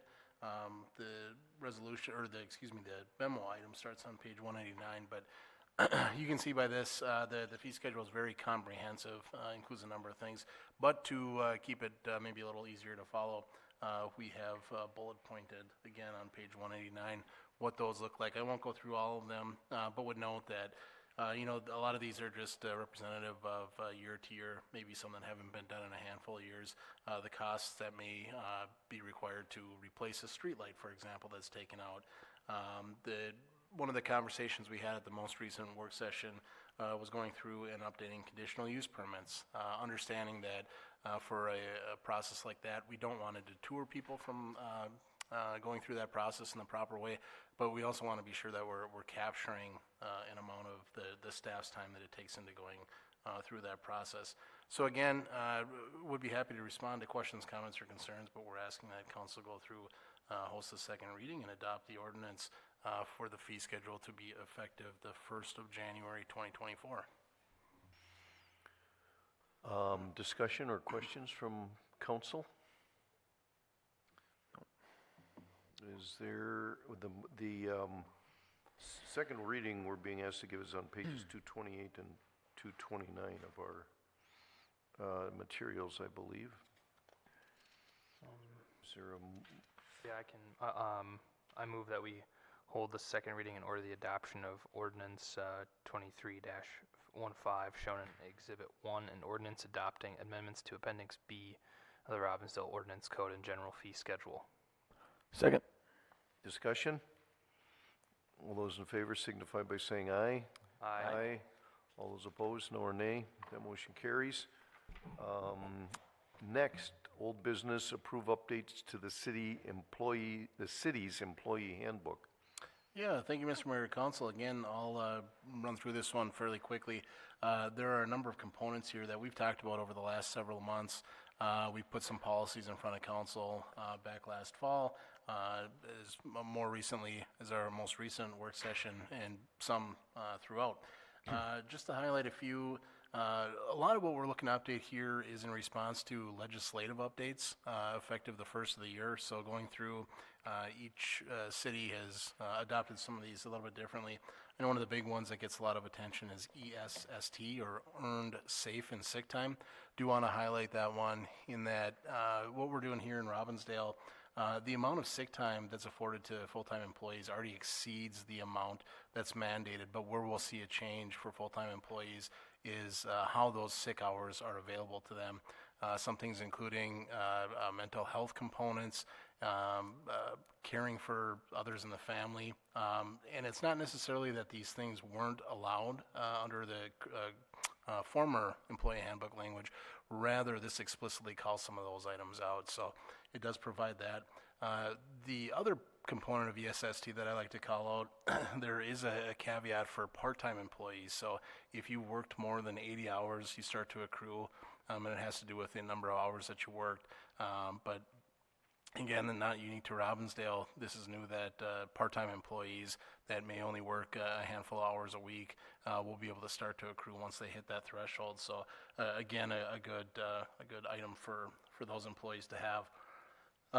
Would have noted a couple other call-outs here. The telework policy, this is something that council saw back last fall.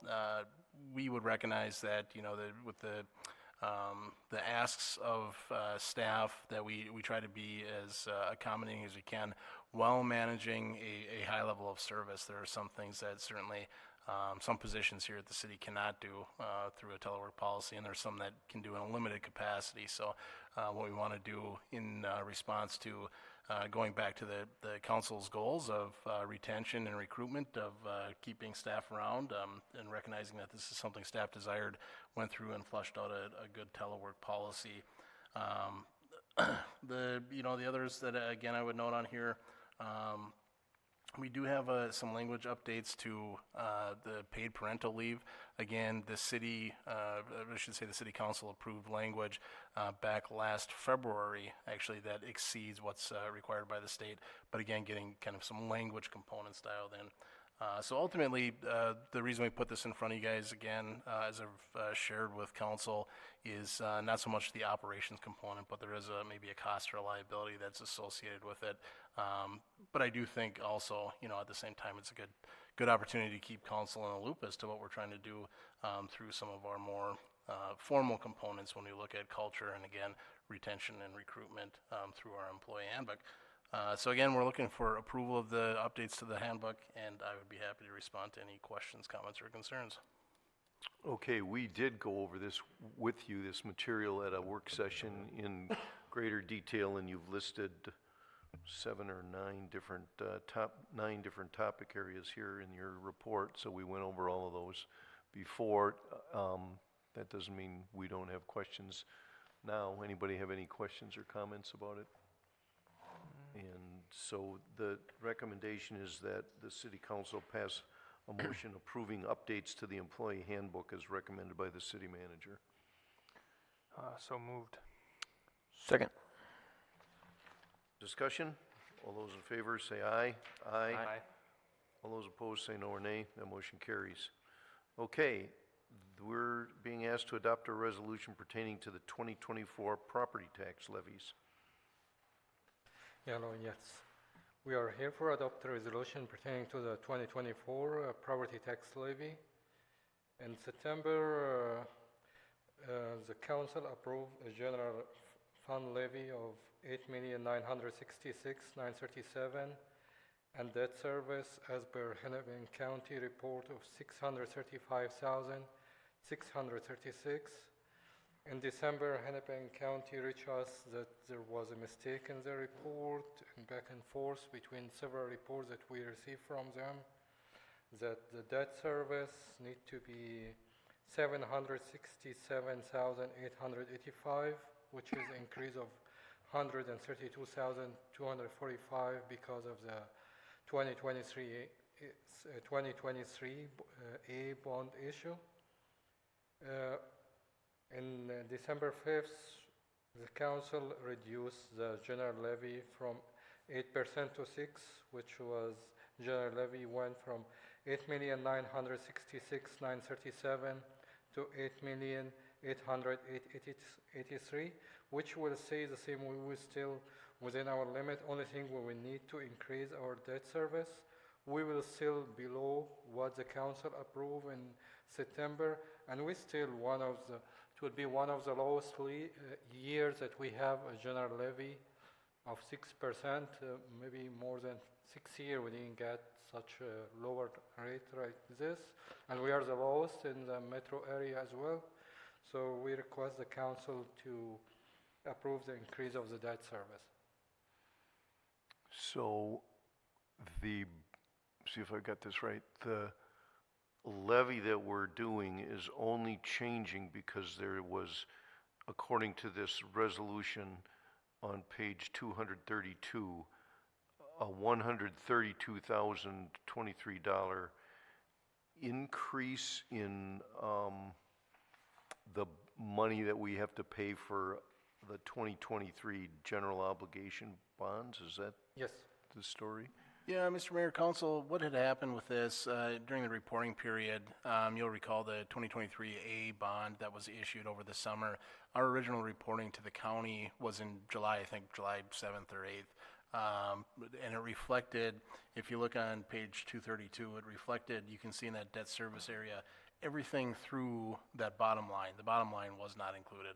Ultimately, this is what went through to the county again in September when we set the preliminary, and then back at that first meeting in December. It did not include this. What that $132,023 item is, that's an interest payment. So there's not a first payment on the bond, but an interest payment for that year's accrual. That's what you're seeing for that debt servicing. I share what we discussed this at the council work session last week, and in providing that update. One of the things we want to look back, this type of error, we're not thrilled when it happens, but isn't entirely uncommon. It actually happened in 2019. Those on the council may remember that there was something similar that had to go through the process. So ultimately, it does remain the general levy at 6%, and the additions to the debt service again in that total of 132 and 23. Okay, so the total number that we levy from the taxpayers is, and even our total budget is remaining the same. It's just that our expected conservative guess as to how much we'll take out of our savings, out of our reserves, is going to be greater by that amount, by $132,023? Mr. Mayor, Council, so if looking at the second to last line there on page 232, you can see the total tax capacity base levy is certified to the county changes from $9,436,519 to $9,568,768. That reflects that increase in the debt servicing. So the debt servicing is a part of what that levy will look like. One of the things that council had asked for was clarifying that in some of the materials that we're putting out to the public. We already did that in the Birdtown brief, and we'll continue to do that. So the total dollar amount to the house will see a small amount. On the median valued home of $290,000, I believe the annual increase from 23 to 24 was $26. Was that right? Yeah, it's going from $3.10 to $25.35. So $25 the change is and 35 $22 cents. for average home increase Right. because of this debt service. Okay, other questions by council members? Anybody have a motion to pass a resolution? Mr. Mayor, I move that we waive the reading and order the adoption of the resolution to amend resolution number 8072, adopting the 2024 final property tax levy for $9,568,768 and ordering its certification to the Hennepin County Auditor. Is there a second? Second. Discussion? All those in favor say aye. Aye. Aye. Aye, all those opposed say no or nay. The motion carries. Now we are going to new business. We discussed a letter to the Hennepin County Board through its chairperson, Irene Fernando, and the Hennepin County Administrator, David J. Huff, or Howe, whose assistant is Dan Rogan. We made a letter, and then at the Corridor Management Committee meeting last Thursday, I happened to talk personally to Irene Fernando, the chair of the Hennepin County Board, and she pointed out to me that had we been a different county, they wouldn't have had to do this stuff with regard to the HERC. Hennepin County is being treated unlike any other county in Minnesota in that it has increased requirements, and the HERC is in the state of Minnesota, the legislature is who's doing this. The HERC will not be able to be counted as something that creates recycling or energy savings or anything in the future, therefore not getting energy credits and money from the state of Minnesota flowing to Hennepin County. And so I added this one sentence that I hope you approve of, which is at the end of the first paragraph, because I wanted to acknowledge that I heard what she said. And so I added this sentence that said, "We are aware the Minnesota legislature has treated Hennepin County disparately compared to other counties regarding garbage disposal issues." So that's the only thing that's different or added in beyond what we discussed at the previous work session. So if that's okay with you. What are we asking for? That's on page 234 and 235. We're just asking for Yeah, to authorize. giving me authorization to sign that and send it. Authorize the mayor to sign the attached letter and authorize city staff to submit it to the Hennepin County Board of Commissioners. I'll make that motion. So I'll move that we authorize the mayor to sign the attached letter with the mayor's changes and authorize city staff to submit to the Hennepin County Board of Commissioners. Second. Discussion? All those in favor say aye. Aye. Aye. Opposed? No or nay? That motion carries. Okay, next, a resolution recognizing Sherry Ross's years of service. That's at pages 236 and 237. Sherry Ross, as the resolution said, worked here for a number of years, almost 23, and she passed away recently. She had not retired. I feel bad about that. I feel bad about the fact that she passed away, and we're being asked to send this, pass this resolution recognizing her service and how outstanding and dedicated it was, and then I assume that we'll be giving this resolution to her family. So anybody else have a motion or discussion about this item? No, I'll just mention I asked my sister who works at City Hall about Sherry's passing, and her one comment was that they all noticed immediately when she wasn't there. I mean, I think she had a pretty big impact on her personality when she was at work and her effect on others. So they're pretty sad, and she'll be missed dearly. So I'm glad we're able to do this. Absolutely. Yeah, among the things that refer to what you're talking about, Regan, is in the resolution, she maintained a steady demeanor in stressful situations. She balanced a variety of demands and responsibilities, demonstrated a willingness to take on additional responsibilities, and then she provided a cheerful and positive attitude when assisting the public, even in challenging and complex situations. So I think a lot of people agree with what you just said. Yep. Okay, somebody have a motion? Yeah, I'd move that we adopt this resolution recognizing Sherry Ross as her accomplishments here at City Robbinsdale for the last 23 years with her outstanding service and dedication to the city of Robbinsdale. Second. All those in favor say aye. Aye. All those opposed say no or nay. Okay, so next item is the voucher requests, and we have a copy here on our table. Is there a motion to approve the requests that we pay our bills? So moved. Second. Discussion, all those in favor say aye.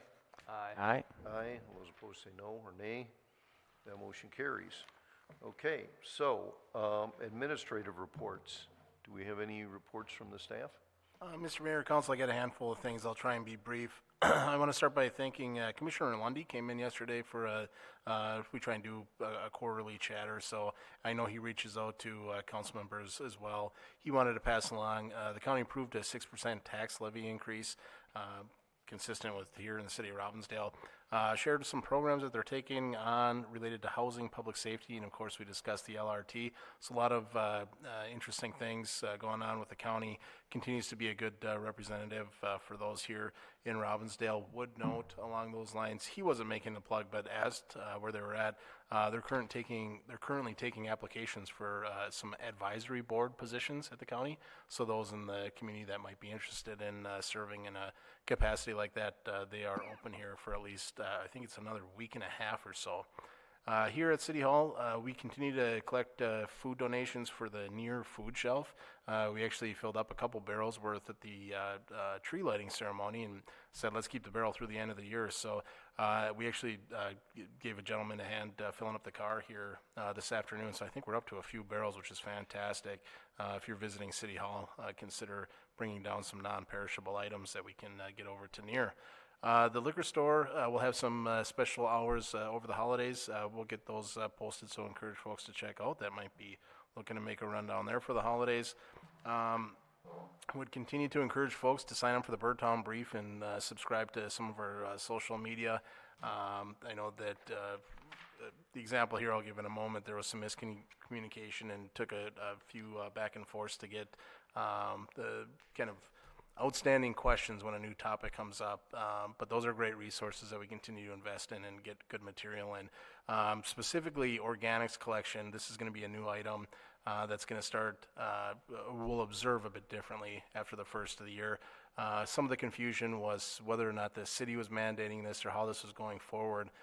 Again, to reiterate, what had happened was several years ago, the state statute was passed in observing recycling collection, and they wanted to do it in a way that didn't discourage folks, really encouraged folks to participate. And part of the ruling was that if you as a jurisdiction, in our case a municipality, offer recycling, you have to offer to everybody at the same fee. So that's what we do here with recycling. In 2018 into 19, the county went through some of their ordinance language and updated that every municipality has to offer organics, an organics collection. What we opted to do here in Robbinsdale was an opt-in service. So for a monthly fee, if that's something you wanted to participate in, you were charged that direct fee. If you didn't want to participate, you were not. The MPCA reached out to all cities in Hennepin County earlier this year and said that the interpretation of that statute related to recycling is now being observed through organics, that how recycling is defined is observed with the organic material. So because we have to offer it, it has to be offered to everybody at the same price. So that's why it's being added to the utility fee. Again, we made a best guess as to what that's going to look like on your bi-monthly utility bill that comes. We are in the process of getting information out. If you're interested in participating, we're going to postcard the entire city. Some of this is, again, will be in the Birdtown Brief. We'll get it out through our other methods as well. So for those are the kinds of things I use as an example that if there's questions and maybe you don't want to reach out to the city directly, we're constantly getting those kinds of things out. Would note City Hall is going to be closed on December 25th in observance of Christmas. Christmas tree pickup, I don't want to get too far ahead here, but folks usually call and ask. First 2 full weeks in January, so the refuse haulers will be collecting those starting the 2nd of January. No collection on New Year's Day. That would go through the 6th, and then again on the week of January 8th. And then finally, I just want to share my appreciation. We're at that time of year where a lot of work comes into a culmination. We saw with Mr. McCoy's presentations tonight. A lot of that work is based on direction and influence that council gives.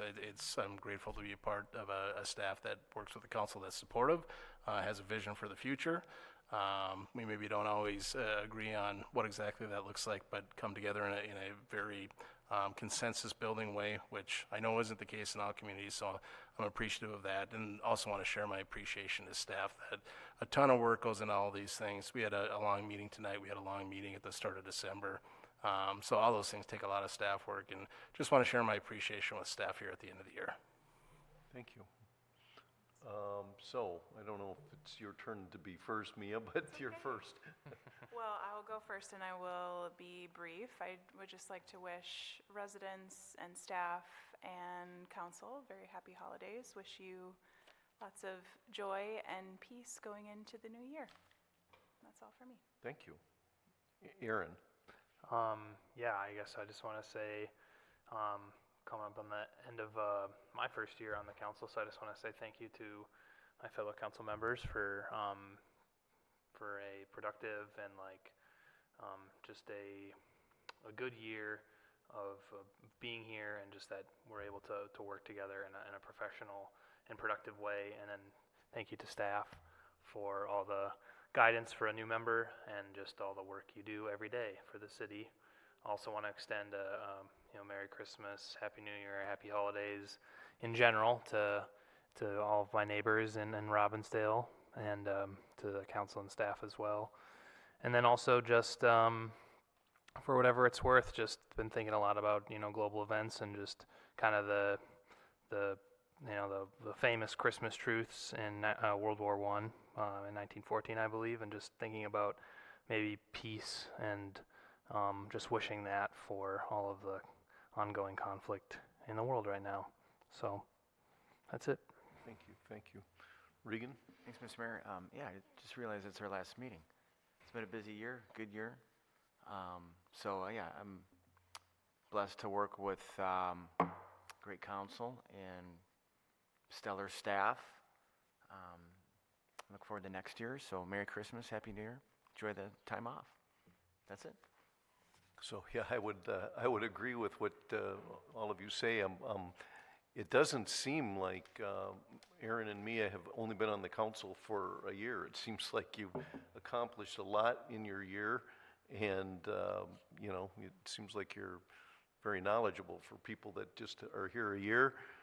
It doesn't seem like you're a new person on the council either, Regan. It seems like you could have been the mayor for 8 years, So we're lucky to have a council that's experienced and works together pretty well.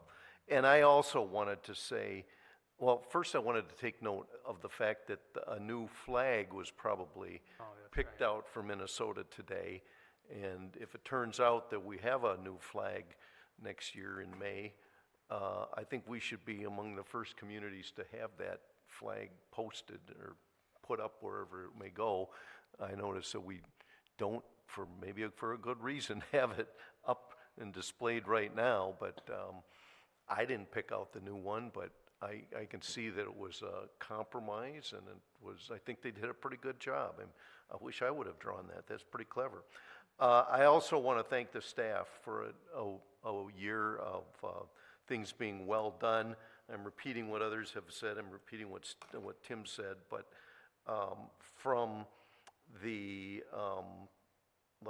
things like the winning the Minnesota Public Works Project of the Year for our water treatment plant, which probably should be mentioned in our pie materials, to Tim, your work of hiring so many staff people, because like other cities and other organizations, other opportunities abound elsewhere. We're having a large turnover. From what I can see, you've done a good job hiring new people, and it's like, boy, this is just great. You've got the staff full, except for the police department, and oh no, somebody else leaves. So it's a constant thing, and I think it's really accelerated beyond what it's been before. So I want to thank our staff for their attitude. I get very few complaints, and probably the rest of you do too, about things that the staff has done. I get a lot of compliments on the staff did this and that and the other with working with the public. And then finally, I do want to wish everybody a happy Hanukkah, Merry Christmas, Happy Kwanzaa, every other holiday that you might celebrate, and Happy New Year. And I think we had a very good year and we did a good job. So thanks to everybody. And with that, I would entertain a motion to adjourn. I move we adjourn. Second. All those in favor say aye. Aye. Aye. All those opposed say no or nay. That motion carries. We're adjourned.